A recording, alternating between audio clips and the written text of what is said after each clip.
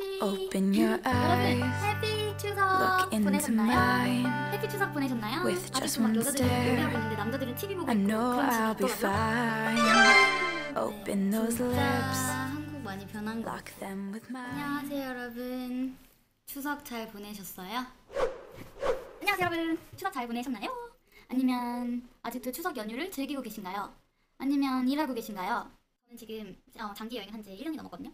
1년이 넘으니까 우리나라의 문화를 조금 바깥 시선에서 볼 수 있는 여유가 생기는 것 같아요. 아, 우리나라 문화 중에 이건 좋고 이건 조금 변했으면 좋겠다, 이런 것들이 있습니다. 그래서 오늘은 우리나라 명절 문화에 대해서 조금 얘기를 해보려고 합니다. 노르웨이 명절 문화랑 비교를 해가면서요. 우선 저희 집안의 분위기부터 알려드리도록 할게요.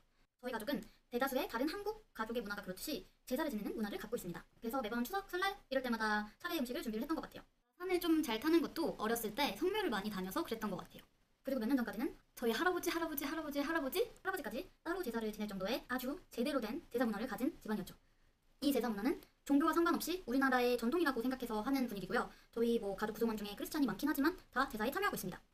그런데 몇 년 전부터 변화하기 시작합니다. 그렇게 따로따로 지내던 제사를 합동 제사를 지내기 시작하고요. 그리고 추석마다 외식을 하기 시작합니다. 아, 장난 아니죠? 그러다가 이번에는 지금 관광버스를 빌려가지고 여행을 하고 있다고 해요. 네, 진짜 한국 많이 변한 것 같아요. 진짜 완전 너무 설레는 일 아닌가요? 사실 제가 이 카메라를 킨 이유가 단순히 우리나라 추석 문화를 생각해 보려고 킨 건 아니에요. 정말 운이 좋게 노르웨이의 가정 분위기를 느낄 수 있는 경험들이 있었어요. 그 중에 하나가 작년에 크리스마스였어요. 사실 노르웨이의 크리스마스는 우리나라 추석과 같은 분위기예요. 모든 가족이 모여서 같이 밥 먹고 전통 음식 먹고 이런 분위기예요. 제가 그것도 영상에 한번 올렸었는데 그 크리스마스와 우리나라 추석을 비교해 보게 되더라고요. 가장 인상이 깊었던 부분은 제 친구의 아버지가 그 크리스마스 전통 음식의 레시피를 더 잘 요리할 수 있다는 거예요. 그래서 그 크리스마스만 되면 그 요리를 아버지가 하신다고 들었어요. 조금 까다롭게 그 껍질을 크리스피하게 만드는 게 굉장히 까다로운 살핌이 필요하다고 했었거든요. 네, 그것도 굉장히 놀랍지 않나요? 그리고 또 놀라운 것이 대화였어요. 사실 제가 이번 추석을 이제 궁금해하면서 이제 기사를 본 것 중에 내용이 말말말 이래서 추석에 듣기 싫은 말 이런 게 기사로 나왔더라고요. 사실 이 기사는 매년 매 명절마다 본 것 같아요. 우리나라는 사실 다른 사람에 대한 관심이 많아서 이런 질문들을 많이 하는 것 같아요.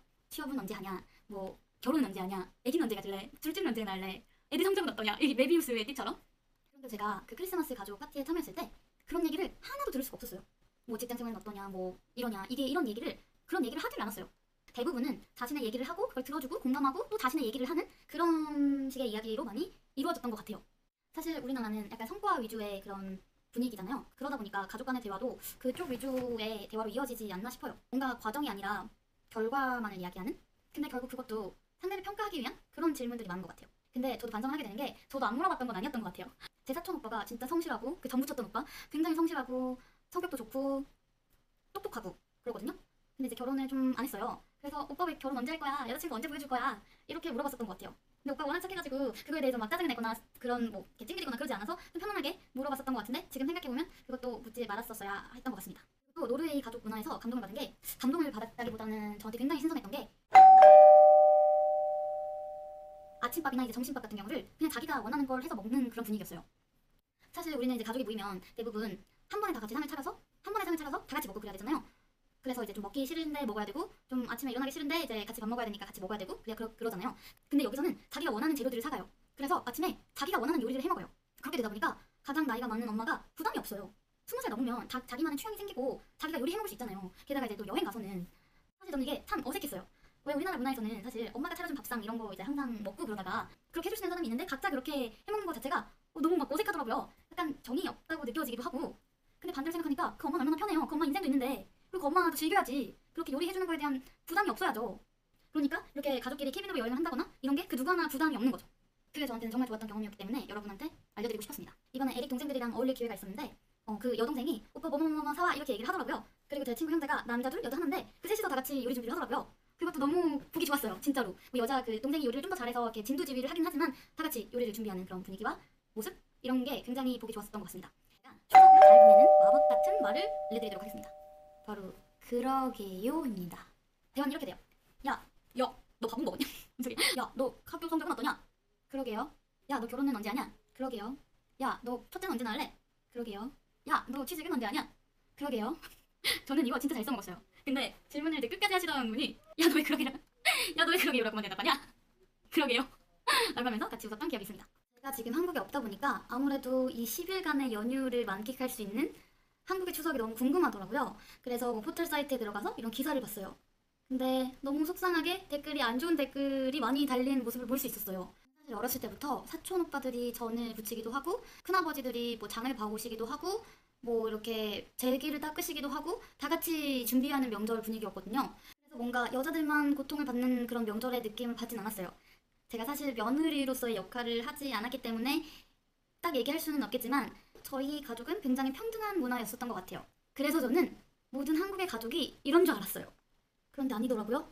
아직도 막 여자들이 요리하고 있는데 남자들은 TV 보고 있고 그런 집이 있더라고요. 왜 그런 거예요? 왜 그런 거예요? 사회적으로 굉장히 그것에 대해서 불만이 많이 쌓여감에도 불구하고 아직도 왜 그런 가정 문화가 있는지 저는 잘 모르겠어요.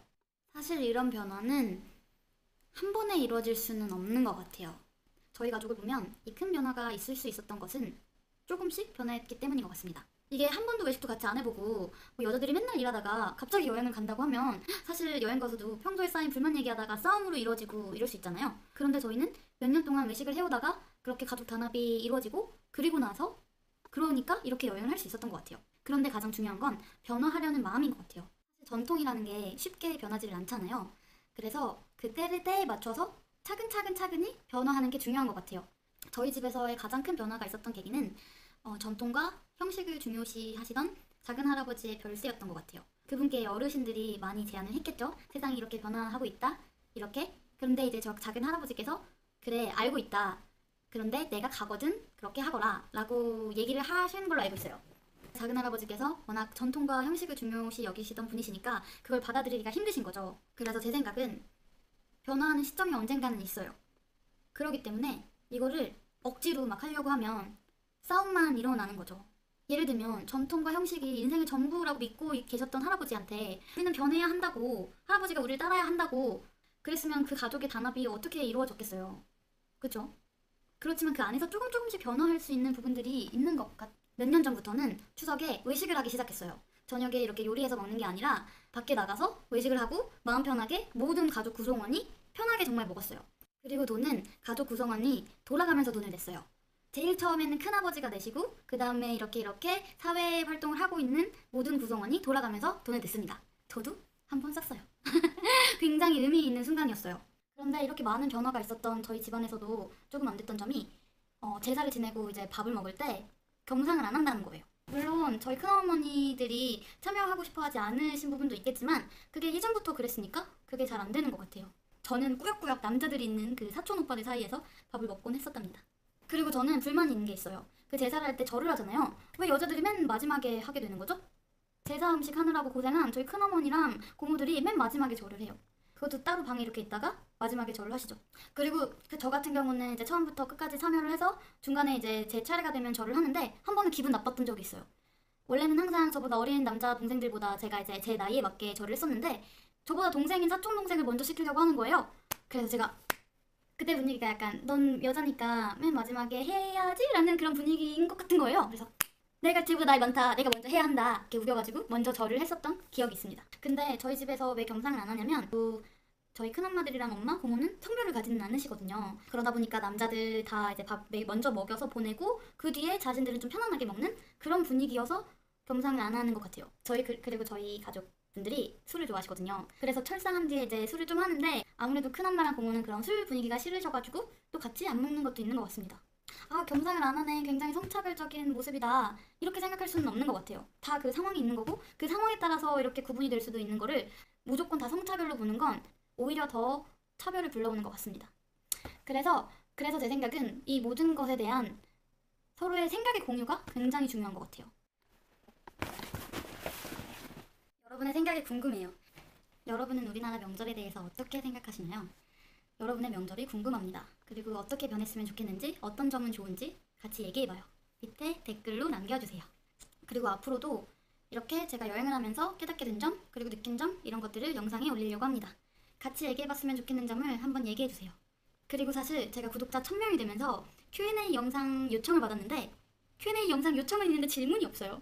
그래서 당장 Q&A 영상을 찍고 싶지는 않고 뭐 10K? 이 정도 되면 Q&A 영상을 찍고 싶은데 혹시 궁금한 점이 있으면 댓글로 달아주세요. 특히 여행에 대해서 많이 물어봐 주셨으면 좋겠어요. 제가 하고 싶은 게 제가 한 여행 정보를 조금 PDF로 만들어서 같이 공유하고 싶거든요. 저는 이미 다녀온 사람이기 때문에 약간 편협된 시각으로 정보를 만들게 되겠더라고요. 그래서 다른 분들의 생각이 굉장히 궁금합니다. 네, 도와주세요. 한국에 저는 사실 어렸을 때부터 할아버지는 일을 안 했지. 그렇지. 안녕하세요 여러분. 추석 잘 보내고 계신가요? 안녕하세요 여러분. 추석 잘 보내셨나요? 안녕하세요 여러분. 추석 잘 보내셨어요? 이거 아니야.